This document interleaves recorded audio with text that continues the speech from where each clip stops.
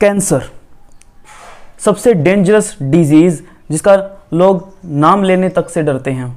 क्या है कैंसर बच्चों, क्यों होता है, क्या क्या पॉसिबल ट्रीटमेंट्स है, और अगर डॉक्टर के पास जाओगे तो डॉक्टर कैसे चेकआउट करता है, क्या क्या लैब टेस्ट करता है, आज सब कुछ सिखाने वाला हूं आपको।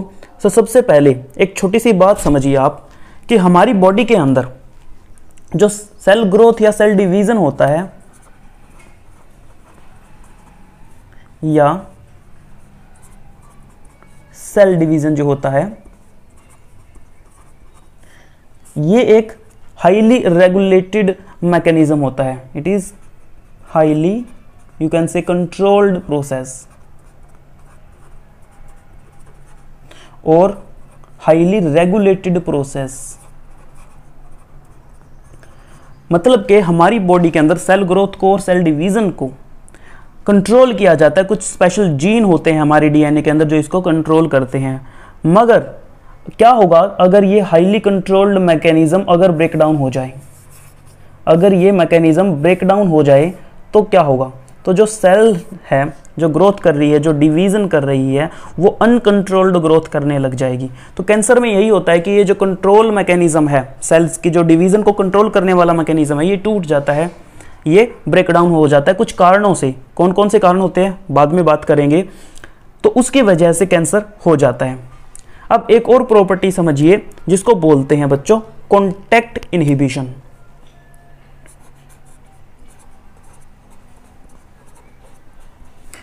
Contact inhibition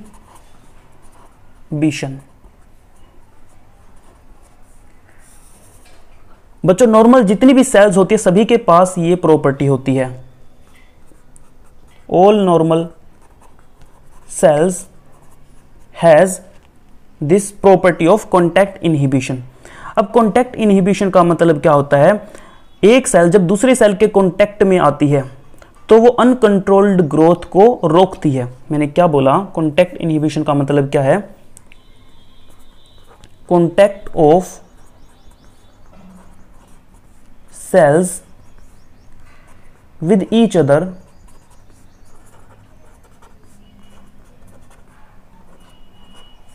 inhibit their uncontrolled growth। एक इंपॉर्टेंट पॉइंट है बच्चों, ये आपको समझना चाहिए। देखिए क्या बोला? Contact of cells with each other. जब कुछ सेल्स, मान लीजिए these are few cells, okay, जब ये ग्रोथ कर रही है और डिवीजन कर रही है, उस टाइम पे जब ये एक दूसरे के कॉन्टैक्ट में आएगी, मान लीजिए एक ये सेल है और एक ये सेल है, ये दोनों सेल आपस में कॉन्टैक्ट में आ गई है। और जैसे ये कॉन्टैक्ट में आ गई उसके बाद ये अनकंट्रोल्ड ग्रोथ इनकी नहीं होगी, ठीक है। उसके बाद अगली जो सेल होगी, मान लीजिए या तो कहीं और किसी और लेवल पे डिवीजन कर जाएगी, बट अनकंट्रोल्ड ग्रोथ नहीं होगी जैसे ये एक दूसरे के संपर्क में आएंगे। बट अगर ये मैंने बताया कि जो हमारी सेल्स के अंदर, हमारे डीएनए के अंदर वो जो मैकेनिज्म है जो इनको रेगुलेट करता है, अगर वो टूट जाए तो कॉन्टैक्ट इनहिबिशन की प्रॉपर्टी खत्म हो जाएगी। कैंसर के अंदर यही होता है। कैंसर के अंदर क्या होता है बच्चों? जो सेल्स होती है, loss this property of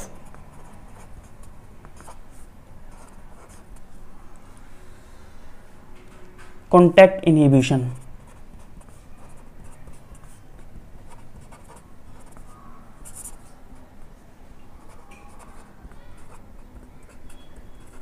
cancer cells के अंदर ये गुण खत्म हो जाता है कॉन्टैक्ट इनहिबिशन का। यानी कि पहले क्या होता था, जब वो कॉन्टैक्ट में आती थी नॉर्मल सेल्स तो वो अनकंट्रोल्ड ग्रोथ नहीं कर पाती थी, ये उनका मैकेनिज्म था। बट अब क्या हुआ देखिए, अब मान लीजिए ये सेल्स हैं और अब ये नॉर्मल सेल्स नहीं है, मान लीजिए अब ये कैंसर सेल्स बन चुके हैं। तो जैसे ही अब एक सेल दूसरी सेल के कॉन्टैक्ट में आएगी लाइक दिस, तो ये कॉन्टैक्ट इनहिबिशन को शो नहीं करेगी और एक अनकंट्रोल्ड ग्रोथ होगी। यानी कि एक इनके ऐसे कंटिन्यूसली ग्रोथ होती चली जाएगी, कंटिन्यूसली ऐसे अनकंट्रोल्ड ग्रोथ, जिसकी वजह से क्या होगा, एक ट्यूमर फॉर्मेशन हो जाएगी। This is called tumour. ठीक है बच्चों, तो इस तरीके का एक ट्यूमर सा बन जाएगा। यानी कि cancer cell, important point exam में पूछा जाता है कि कैंसर सेल्स कौन सी प्रॉपर्टी खो देती है, वो कॉन्टैक्ट इनहिबिशन की प्रॉपर्टी खो देती है। कॉन्टैक्ट इनहिबिशन का फायदा क्या होता था, अनकंट्रोल्ड ग्रोथ नहीं होती थी जब एक सेल दूसरी सेल के संपर्क में आती थी। तो आई होप कि आपको ये पॉइंट क्लियर हो चुका है। अब बताता हूं कि जो ये ट्यूमर है ये कितने तरह का होता है। आगे बच्चों ट्यूमर आगे मेनली दो तरह के होते हैं। एक होता है Benin tumour,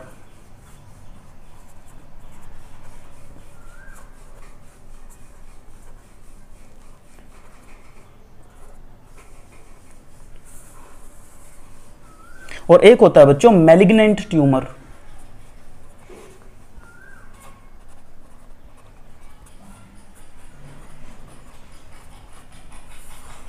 now what is the difference between Benin tumour sorry and malignant tumour. Benin जो ट्यूमर होता है ये जहां जिस जगह पे होता है उसी जगह पे रहता है। इसकी प्रॉपर्टी क्या बताई मैंने, बेनिन ट्यूमर की जो प्रॉपर्टी है ये क्या रहता है, remain confined to their original location।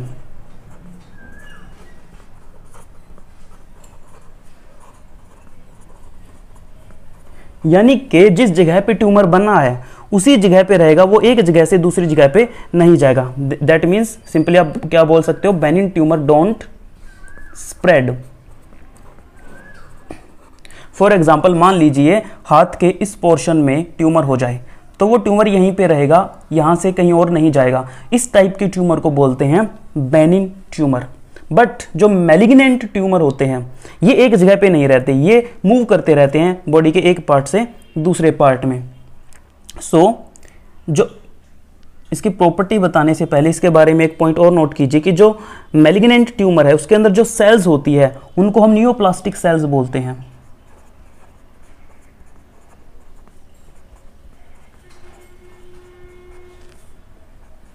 और ये जो मैलिग्नेंट ट्यूमर के अंदर जो सेल्स होती है ये एक प्रॉपर्टी शो करती है जिस प्रॉपर्टी को हम बोलते हैं metastasis. Metastasis. Now what is this property, metastasis property क्या होती है। इस पे बहुत बार क्वेश्चन पूछा जाता है नीट में भी और जनरल एग्जाम्स में भी कि मेटास्टेसिस क्या है। तो आप क्या बताओगे कि जो मैलिग्नेंट ट्यूमर है उसके अंदर जो सेल्स प्रेजेंट है वो सेल्स मेटास्टेसिस प्रॉपर्टी शो करती है। मेटास्टेसिस प्रॉपर्टी का मतलब क्या होता है बच्चों, मैलिग्नेंट ट्यूमर के अंदर कुछ सेल्स वहां से निकल के दूसरी जगह पे दूसरे टिश्यूज में चली जाती है और वहां पे जाकर के ग्रोथ करने लग जाती है। फॉर एग्जाम्पल मान लीजिए यहाँ पे ये बॉडी का कोई पार्ट था, कोई टिश्यू था जहाँ पे एक ट्यूमर बन गया। This is malignant tumour has a lot of neoplastic cells, these are neoplastic cells. अब इसमें से क्या होगा, इसमें से कुछ सेल्स निकलेंगी, फ्यू सेल्स कम्स आउटसाइड। अब ये जो सेल्स बाहर निकली ये ब्लड से होते हुए अलग अलग बॉडी पार्ट्स में घूमती रहेंगी और जहाँ भी जिस भी टिश्यू में इनको, मान लीजिए ये कोई टिश्यू है, जिस भी टिश्यू में इनको जगह मिलेगी वहीं पे जाकर के ये ठहर जाएंगी और वहाँ पे फिर ये अपनी ग्रोथ करने लग जाएंगी, तो वहाँ पे फिर से ट्यूमर बन जाएगा। अब जब ये ट्यूमर बड़ा हो जाएगा फिर इसमें से कुछ सेल्स निकलेंगी और वो दूसरी जगह पे जाएंगी और कहीं ना कहीं और जाके वो ट्यूमर कर देंगी। यानी कि ये पूरी बॉडी में फैलता रहता है, एक जगह से दूसरी जगह पे ट्यूमर हो जाएगा, वहाँ से कुछ सेल निकल के किसी और जगह पे ट्यूमर कर देगी। तो इस प्रॉपर्टी को मेटास्टेसिस प्रॉपर्टी बोलते हैं और मेटास्टेसिस प्रॉपर्टी मैलिग्नेंट ट्यूमर की प्रॉपर्टी होती है, मतलब कि नियोप्लास्टिक सेल्स की ये प्रॉपर्टी होती है। सो आई होप कि बेनिन और मैलिग्नेंट ट्यूमर दोनों आपको अच्छे से क्लियर हो गए। और क्योंकि ये पूरी बॉडी में फैलता रहता है इसीलिए मैलिग्नेंट ट्यूमर को हम ज़्यादा डेंजरस मानते हैं बच्चों, इट इज़ मोर डेंजरस।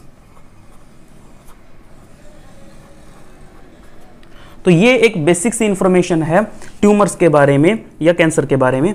अब इसके बाद बात करते हैं कि कैंसर के क्या क्या कारण हो सकते हैं, कौन कौन से रीजंस हो सकते हैं जिसकी वजह से कैंसर फैलता है।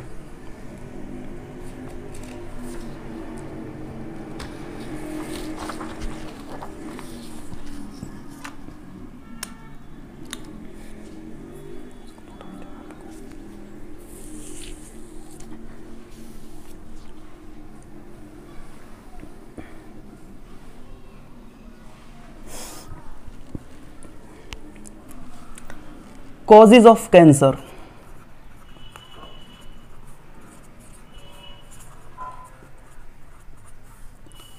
बच्चों कैंसर कोज करने के लिए अलग अलग एजेंट्स होते हैं, वो फिजिकल एजेंट्स हो सकते हैं, केमिकल या बायोलॉजिकल एजेंट्स होते हैं। तो जो भी एजेंट कैंसर कोज करता है उन्हें कार्सिनोजेंस बोलते हैं। फर्स्ट पॉइंट क्या बना हमारा, एजेंट्स विच कोज कैंसर, ऐसे एजेंट्स को हम क्या बोलते हैं, कार्सिनोजेंस।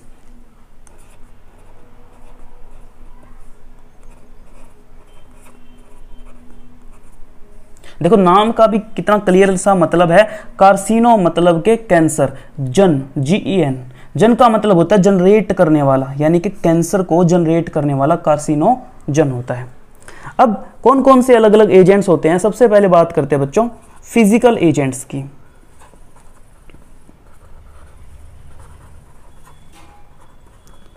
फिजिकल एजेंट्स में मेनली हम रेडिएशंस को इंक्लूड करते हैं, जो कि आयनाइजिंग रेडिएशन होती है या नॉन आयनाइजिंग रेडिएशंस होती है।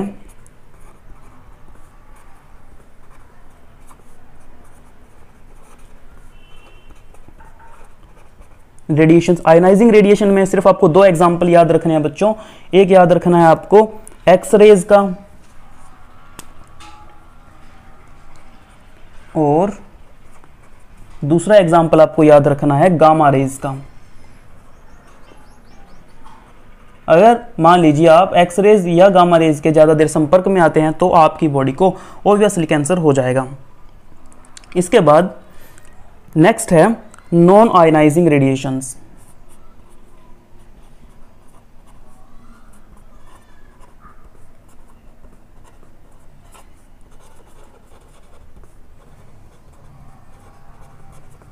नॉन आयनाइजिंग रेडिएशन में आपको सिर्फ एक ही एग्जांपल याद रखना है, यूवी रेज।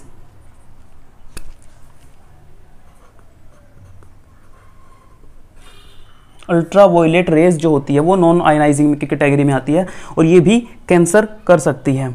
अब एक छोटा सा पॉइंट और बता देता हूं यूवी रेज के बारे में, हालांकि it is an extra point but फिर भी जस्ट फॉर नॉलेज, कि यूवी रेज कैसे कैंसर कॉज करती है। ये क्या करती है, ये थायमिन डायमर फॉर्मेशन कर देती है। ये क्या करती है, थायमिन डायमर फॉर्मेशन कर देती है, जिससे कैंसर हो जाता है। अब आपके दिमाग में आएगा कि ये थायमिन डायमर क्या बला है। देखो बच्चों, डीएनए के अंदर, मान लीजिए ये डीएनए है, तो डीएनए के अंदर नाइट्रोजिनस बेस होते हैं कुछ, टोटल 4 नाइट्रोजिनस बेस होते हैं, A, T, G, C। इन चारों को देखो, A जो होता है, A हमेशा T के साथ अटैच रहता है डबल बॉन्ड से, G हमेशा C के साथ अटैच होता है ट्रिपल बॉन्ड से। अगर यहाँ पे A है तो ऑपोजिट साइड में आपको T मिलेगा, अगर यहाँ पे G है तो ऑपोजिट साइड में आपको मिलेगा C। तो ऐसे अगर इधर T है तो इधर A हो जाएगा। इस टाइप से ये अटैचमेंट होती है, ठीक है। अब अगर इस डीएनए के ऊपर, अगर मान लीजिए इस डीएनए के ऊपर यूवी रेज गिर जाए तो क्या होगा, जैसे कि मैंने बताया कि थायमिन डायमर फॉर्मेशन हो जाएगा। यानी कि इधर देखो, इधर T है और T के साथ हमेशा A ही आना चाहिए। मैंने बताया T के साथ हमेशा क्या आना चाहिए, A। बट यूवी रेज पड़ते ही जो A है वो रिप्लेस हो जाएगा, यहाँ पे T आ जाएगा। तो देखो इधर भी T है, इधर भी T है, ठीक है।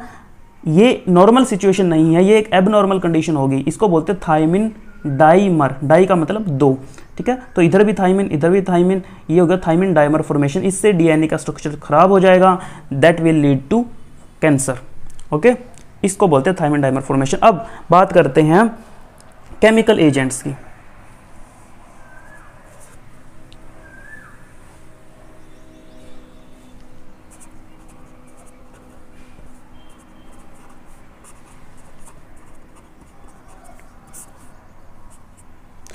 केमिकल एजेंट्स में बच्चों कुछ केमिकल्स हैं जो जनरली हमारे खाने पीने की चीज़ों से हमारी बॉडी में चले जाते हैं, जैसे कि कैफीन है एग्जाम्पल। अब कैफीन चाय वगैरह में होता है, कॉफ़ी में होता है, तो वहाँ से हमारी बॉडी में जाता है और कैंसर कॉज कर सकता है। अगर ज़्यादा डोज में अगर वो जा रहा है तो। इसके अलावा निकोटीन है, निकोटीन सबको पता है बच्चों, तंबाकू के अंदर निकोटीन होता है जो कि कैंसर कॉजिंग है। और हैवी मेटल्स हैं। अब ये हैवी मेटल्स एक तरह का पोल्यूटेंट है। मान लीजिए जब पानी वगैरह पीते हैं तो कई बार पानी के अंदर हैवी मेटल की प्रेजेंस होती है। गांव के अंदर जो नलकूप वगैरह लगाए जाते हैं, अगर उसमें हैवी मेटल आ रहा है पानी में नीचे से और उस पानी को लगातार पिए जा रहे हो, so obviously that can cause cancer. तो ये कुछ केमिकल एजेंट्स है जो कैंसर कॉज कर सकते हैं। अब तीसरी बात करते हैं केमिकल एजेंट्स के बाद है बायोलॉजिकल एजेंट्स।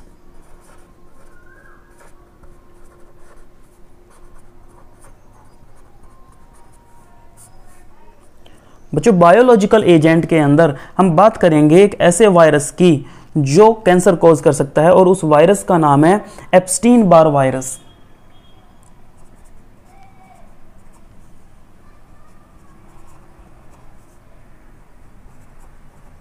बार वायरस, ये वायरस कैंसर कॉज कर सकता है। कैसे कॉज कर सकता है? इनको बच्चों पहली बात तो इनको ओंको वायरस भी बोलते हैं। इन्हीं का दूसरा नाम है ओंको वायरसेस। अब इन ओंको वायरसेस के पास कुछ खास तरह के जीन होते हैं जिनको बोलते हैं हम ओंकोजीन्स, या इनके पास क्या होते हैं, कुछ स्पेशल जीन होते हैं जिन्हें हम बोलते हैं वायरल ओंकोजीन्स,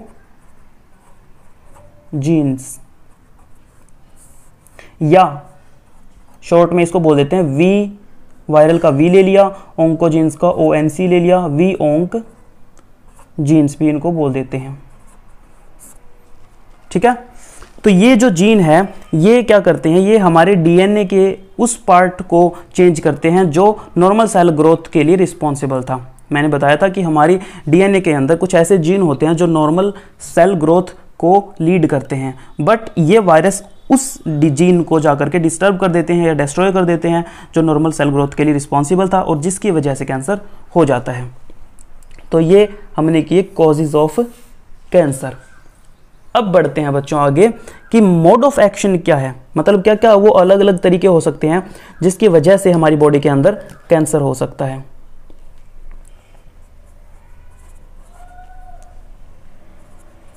मोड ऑफ एक्शन। सो देखिए, मोड ऑफ एक्शन में आपको 2-3 पॉइंट समझने हैं। पहला पॉइंट तो ये कि हम सभी के अंदर कुछ खास तरह के जीन होते हैं जिन्हें हम बोलते हैं प्रोटो ओंकोजीन्स।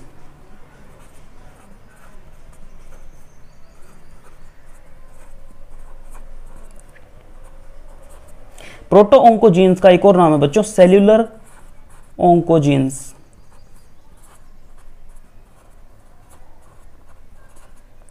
अब अगर कोई कार्सिनोजन आकर के इस प्रोटो ओंकोजीन को एक्टिवेट कर दे तो इससे क्या होगा, नॉर्मल कंट्रोल मैकेनिज्म जो होगा वो खत्म हो जाएगा और हमें कैंसर हो जाएगा। मैंने क्या बताया, हमारी बॉडी के अंदर प्रोटो ओंकोजीन्स होते हैं, पहली बात हमारी बॉडी के अंदर होते हैं। अब मान लीजिए कोई ओंकोजीन आया, कोई कार्सिनोजन आया, कार्सिनोजन मान लीजिए कि कोई यूवी रेडिएशन ही गिर गई, ठीक है, या मान लीजिए कोई वायरस आ गया बॉडी के अंदर जैसे कि एप्स्टीन बार वायरस का मैंने बताया, और उसने आ करके प्रोटो ओंकोजीन को जो सोया हुआ था नॉर्मली रेगुलेटरी मैकेनिज्म में जो काम करते थे, अब उस प्रोटो ओंकोजीन को आ करके इस वायरस ने या यूवी रेडिएशन एक्टिवेट कर दिया। मतलब कि सोए हुए शेर को जगाने वाली बात है। जैसे ये प्रोटो ओंकोजीन एक्टिवेट होगा तो ये एक्टिव ओंकोजीन में चेंज हो जाएगा, it will change into active oncogene. अब ये एक्टिव ओंकोजीन क्या करेगा, ये मैंने बताया कि हमारे शरीर के जो नॉर्मल जो रेगुलेटरी मैकेनिज्म होता है जिसकी वजह से सेल ग्रोथ होती है, सेल डिवीजन होता है, उसको डिस्टर्ब कर देगा। These active oncogenes disturb normal cell division mechanism, और नॉर्मल सेल डिवीजन मैकेनिज्म अगर डिस्टर्ब हो गया so that will lead to the formation of tumour और you can say formation of cancer. इस टाइप से ये कैंसर कॉज करते हैं। तो ये एक तरीका हो गया। अब मान लीजिए कैंसर हो चुका है, अब कुछ और है, जैसे कि एक होते हैं ट्यूमर प्रोमोटर्स।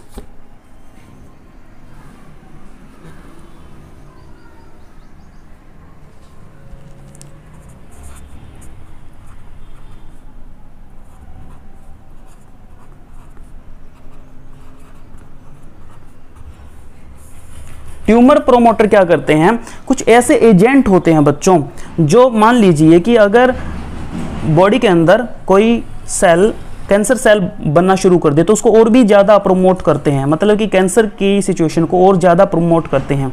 मैंने क्या बोला, मैं इसको लिखता हूं ताकि आप इसको अच्छे से समझ पाओ। Certain agents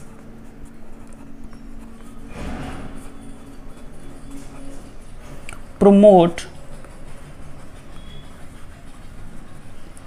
the proliferation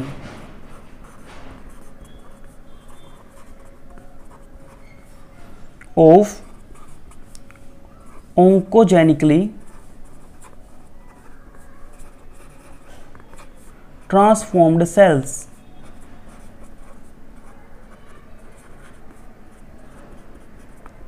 example, अब एग्जाम्पल से ये पॉइंट आपको बिल्कुल क्लियर हो जाएगा बच्चों। देखिए एग्जाम्पल में क्या है, अगर किसी को प्रोस्टेट कैंसर हो जाए, प्रोस्टेट कैंसर बच्चों, जो जेनिटल पार्ट्स होते हैं उसमें एक ग्लैंड होती है अंदर की तरफ, दैट इज प्रोस्टेट ग्लैंड, उसके कैंसर को बोलते हैं प्रोस्टेट कैंसर। अब प्रोस्टेट कैंसर के केस में क्या होता है, सभी को पता है कि मेल में, पुरुषों में एक हार्मोन बनता है जिसको बोलते हैं टेस्टोस्टेरोन।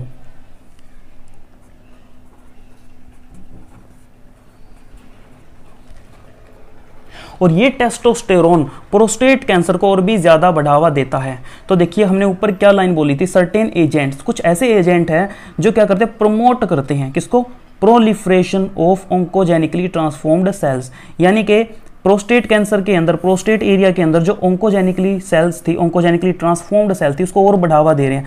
यानी कि सीधी सी बात है, टेस्टोस्टेरोन प्रोस्टेट कैंसर को और भी ज़्यादा बढ़ावा देता है।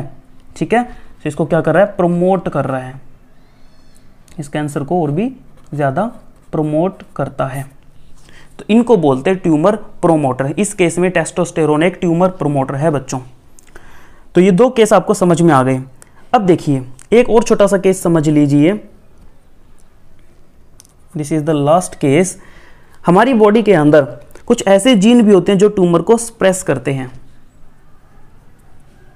मैंने बताया कि हमारे डीएनए के अंदर, मान लीजिए दिस इज आवर डीएनए, और डीएनए के अंदर कुछ ऐसे जीन भी होते हैं, लिख देते हैं सम जीन, जो क्या करते हैं, ट्यूमर स्प्रेस या ट्यूमर स्प्रेसिंग जीन होते हैं। मतलब कि वो ट्यूमर को बॉडी में नॉर्मली नहीं होने देते हैं, यानी कि अच्छे हैं हमारी बॉडी के लिए देखा जाए तो। अब अगर कोई मान लीजिए कोई कार्सिनोजन आकर के और इस जीन को डिस्टर्ब कर दे, मान लीजिए यूवी रेडिएशन अगेन, और यूवी रेडिएशन आ करके इस जीन को डिस्टर्ब कर दे यहाँ से कैसे भी, तो ये क्या करेगा, अपनी ट्यूमर स्प्रेसिंग प्रॉपर्टी को खो देगा। उसके बाद बॉडी के अंदर ट्यूमर बनने स्टार्ट हो जाएंगे। ठीक है, तो ये तीन बातें आपको ध्यान रखनी है जहाँ पे अलग अलग मैकेनिज्म से हमारी बॉडी के अंदर ट्यूमर बन सकते हैं। अब देखते हैं कि कौन कौन से ट्यूमर हैं जो अलग अलग बॉडी पार्ट्स के अंदर होते हैं, उन्हें हम क्या क्या नाम दे सकते हैं।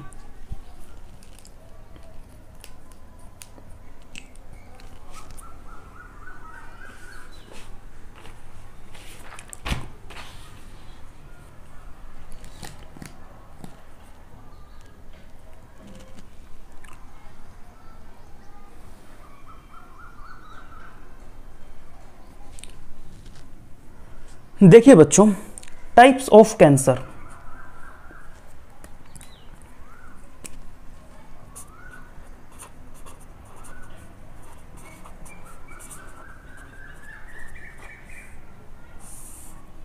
अब मान लीजिए एक होता है कार्सिनोमा। कार्सिनोमा कौन सा कैंसर होता है, अगर जो कैंसर है वो एपिथेलियल सेल्स के अंदर हो, कैंसर ऑफ यू कैन से एपिथेलियल सेल्स,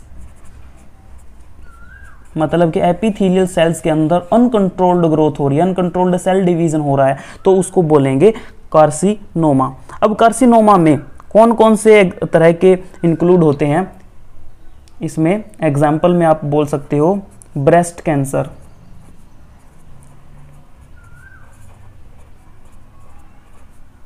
इसके अलावा lung cancer,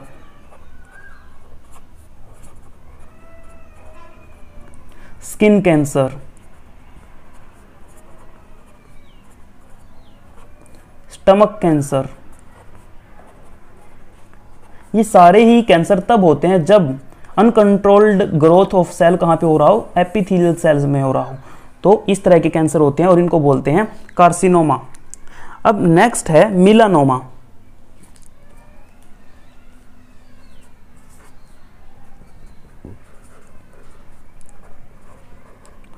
as the name indicating melanoma, melanoma के अंदर से एक वर्ड निकल के आ रहा है मिलानिन। बच्चों हमारी स्किन के अंदर कुछ स्पेशल सेल्स होती है जिन्हें हम बोलते हैं मेलानोसाइट्स, और इन्हीं मिलानोसाइट्स की वजह से हमारी स्किन का एक विशेष कलर होता है, कोई गोरा होता है, कोई मतलब थोड़ा सा डार्क होता है, फेयर, वो जो भी है, तो वो मिलानोसाइट की वजह से हमारी स्किन का कलर होता है। अगर वो मिलानोसाइट्स अनकंट्रोल्ड डिवीजन करने लग जाए तो उससे जो कैंसर पैदा होगा उसको बोलेंगे हम मिलानोमा टाइप ऑफ कैंसर। ठीक है, अब नेक्स्ट देखिए,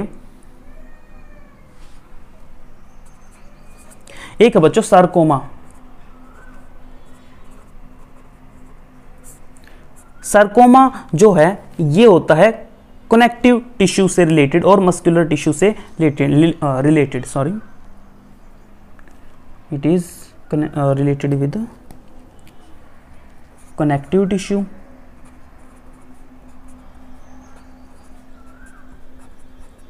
and muscular tissue।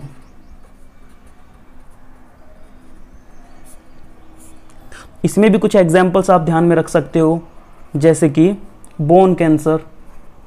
अब बोन हमें पता है कि बोन एक कनेक्टिव टिश्यू है, सो बोन कैंसर हो गया। ब्लड कैंसर भी आप ले सकते हो, लेकिन ब्लड कैंसर को एक अलग कैटेगरी में रखा गया है, उसके लिए हमने एक अलग कैटेगरी बनाई हुई है, इसलिए इसमें हमने नहीं रखा। वैसे ब्लड एक कनेक्टिव टिश्यू, तो आप बोल सकते हो कि सर इसमें आना चाहिए, लेकिन ब्लड के लिए मैंने बताया कि अलग कैटेगरी बनाई हुई है। सो ये हो गया बोन कैंसर। एक होता है अगर लिम्फ नोड के अंदर कैंसर हो जाए तो उसको बोलते हैं लिम्फोमा, मतलब के लिम्फ नोड्स का कैंसर।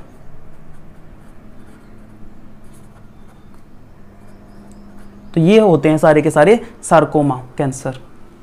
अब लास्ट है बच्चों ल्यूकीमिया, जो सबसे डेंजरस माना जाता है।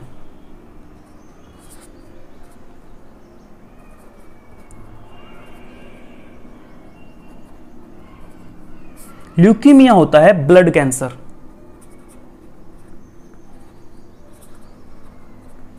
वैसे तो सारे कैंसर डेंजरस है, बट ल्यूकीमिया को ज्यादा डेंजरस माना जाता है कंपैरेटिवली। सो ये ब्लड कैंसर है। अब ब्लड कैंसर में भी देखो, ब्लड के अंदर तो बहुत तरह की सेल होती है, आरबीसी, डब्ल्यूबीसी, प्लेटलेट्स। तो कौन सी सेल का कैंसर, तो आपको ध्यान रखना है जो ल्यूकीमिया है, ल्यूको वर्ड ही बच्चों वाइट के लिए यूज होता है। ल्यूको वर्ड जो होता है वो वाइट के लिए यूज होता है, तो यहीं से आपको इंडिकेशन मिल जाएगा कि ल्यूकीमिया जो है ये वाइट ब्लड सेल्स का कैंसर है। और यू कैन से इसमें क्या होता है, डब्ल्यूबीसी जो है, व्हाइट ब्लड सेल जो है, वो अनकंट्रोल्ड ग्रोथ करना शुरू कर देती है, उनकी संख्या इतनी बढ़ जाती है, बहुत ज्यादा, लिमिट से ज्यादा। ठीक है, साइमल्टेनियसली एक और चीज होता है, ना सिर्फ डब्ल्यूबीसी की काउंट बढ़ती है, बल्कि इसके ऑपोजिट में एक और काम होता है कि आरबीसी की काउंट, सॉरी, आरबीसी की जो काउंट है वो बहुत ज्यादा घट जाती है। तो देखिए ल्यूकीमिया यानी कि ब्लड कैंसर के अंदर क्या हो रहा है, व्हाइट ब्लड सेल बहुत ज्यादा बढ़ती जा रही है और आरबीसी बहुत ज्यादा घटती जा रही है। तो दिस इज ब्लड कैंसर।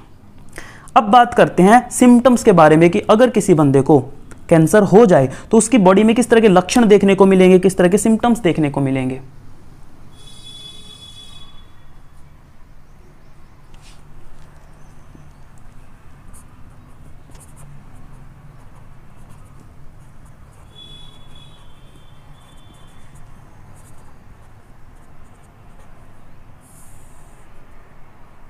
सो देखिए सिम्टम्स में जो पहला सिम्टम है वो है कि जो कहीं पे भी जो ट्यूमर हो गया वो कंटिन्यूअसली रहता है, मतलब कि presence of persistent tumour. Persistent का मतलब है लगातार बने रहना।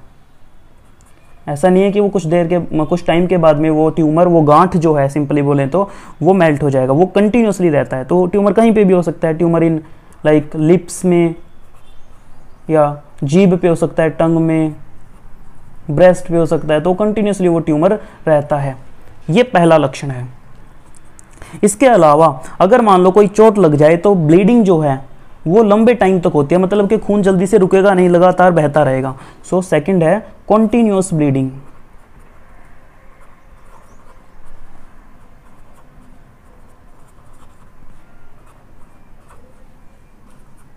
इसके अलावा जो चोट लगती है वो जल्दी से ठीक भी नहीं होती है, लंबा टाइम लेती है। नॉर्मल बंदे की जितनी जल्दी ठीक हो जाती है, कैंसर पेशेंट की जो चोट होती है, जो वुंड होता है, वो जल्दी से हील नहीं होता है। So poor healing. हील का मतलब होता है ठीक होना, poor healing of wound. Wound का मतलब होता है बच्चों घाव, ठीक है। इसके अलावा थोड़ा थोड़ा बुखार हरदम उसको बना रहता है। सो लो ग्रेड फीवर। और साथ में एक आप पॉइंट और लिख सकते हैं कि वेट लॉस बहुत ज़्यादा होता है कैंसर पेशेंट्स को। तो इसीलिए आप जब देखोगे किसी कैंसर पेशेंट को जो लंबे टाइम से मान लो जिसको कैंसर है, तो बिल्कुल दुबला पतला सा, बिल्कुल सूखा सा मिलेगा। और उसका जो एनीमिया भी हो जाता है, खून की कमी भी हो जाती है, जिसकी वजह से उसकी स्किन बिल्कुल सफ़ेद सफ़ेद सी, वाइटिश सा हो जाता है, कमज़ोर सा ऐसे। पाचन तंत्र उसका ऑलमोस्ट आप बोल सकते हो कि ख़राब हो जाता है। खाने पीने की जो उसकी क्षमता होती है वो उतनी अच्छी नहीं होती है। सो इनडाइजेशन बोलते हैं इसको बच्चों।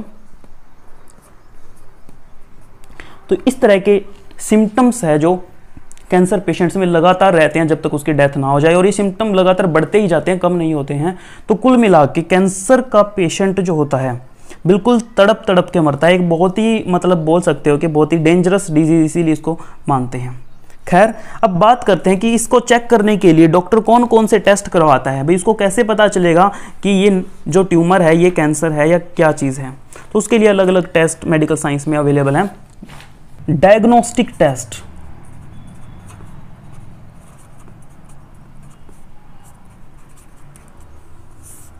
तो डायग्नोस्टिक टेस्ट में जो पहला टेस्ट हम बात करेंगे वो है बच्चों biopsy.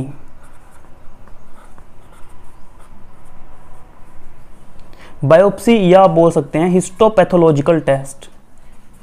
Biopsy and histopathological test. नाम थोड़ा बड़ा है बट याद रखना इजी है। कैसे? इस वर्ड के अंदर ही इसका उत्तर छुपा हुआ है। देखो हिस्टोपैथोलॉजिकल, हिस्टो वर्ड यहाँ से अगर आपको हिस्टो का मतलब पता है तो आप पूरा आंसर कर पाओगे।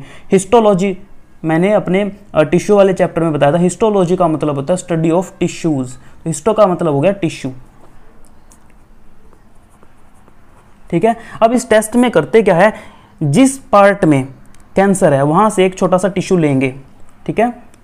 सो वहां से जहां भी कैंसर है, मान लीजिए स्किन कैंसर है, तो स्किन के जिस पार्ट को चेकआउट करना है वहां से पीस ऑफ टिश्यू लिया जाता है, पीस ऑफ टिश्यू। और उसके बाद उस टिश्यू की जाती है स्टेनिंग। स्टेनिंग का मतलब होता है कुछ स्पेशल डाई होती है जो कलर प्रोवाइड करती है, तो उससे उसको थोड़ा कलर करके ताकि माइक्रोस्कोप में उसको देखना इजी हो जाए। और उसके बाद उसको माइक्रोस्कोप के नीचे एग्जामिन किया जाता है। Now examine under microscope. Microscope की स्पेलिंग माइक्रोस्कोप। तो ये प्रोसेस होता है कि पीस ऑफ टिश्यू लेंगे, स्टेनिंग करेंगे और माइक्रोस्कोप के नीचे उसको ऑब्जर्व करके ये आइडिया लगाया जाता है भाई ये कैंसर है या नहीं है। तो ये हुआ पहला टेस्ट। इसके अलावा बच्चों ब्लड टेस्ट किया जाता है या बोन मैरो टेस्ट भी किया जाता है। Blood and bone marrow test. ये किया जाता है WBC के केस में, स्पेशली WBC की काउंट को चेक करने के लिए, for increased WBC count.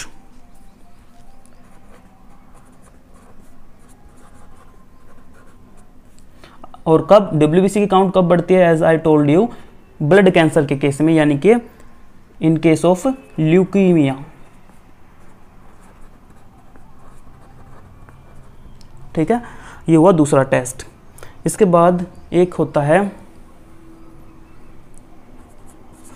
MRI, एक है बच्चों CT स्कैन। आज के टाइम में हर एक को इस तरह, ये नाम सभी ने लगभग सुने हुए हैं, MRI का, CT स्कैन का। तो MRI की फुल फॉर्म आपको पता होनी चाहिए। MRI का मतलब होता है मैग्नेटिक रेजोनेंस इमेजिंग।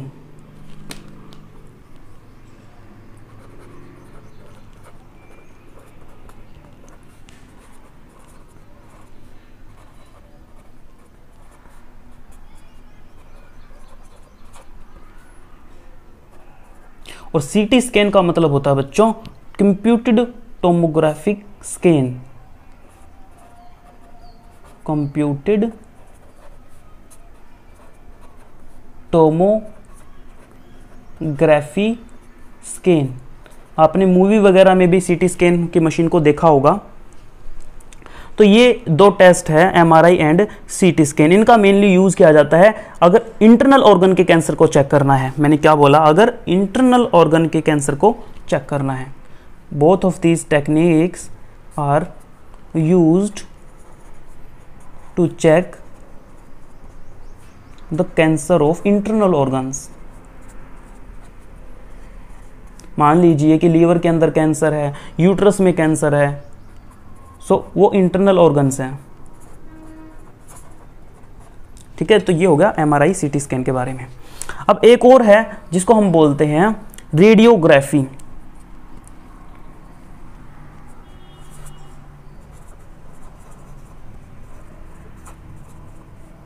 रेडियोग्राफी के अंदर बच्चों एक्सरेज को यूज किया जाता है ताकि कैंसर की डिटेक्शन हो सके। Use of X-rays.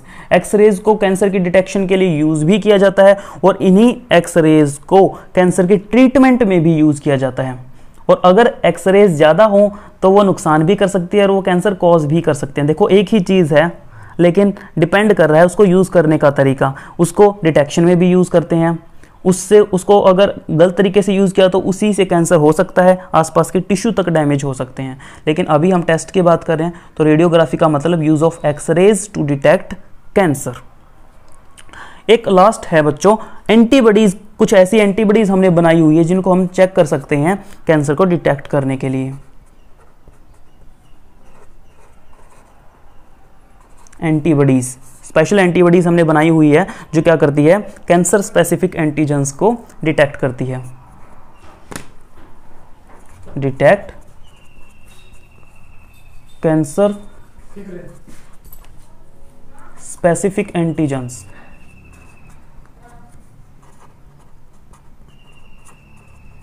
ओके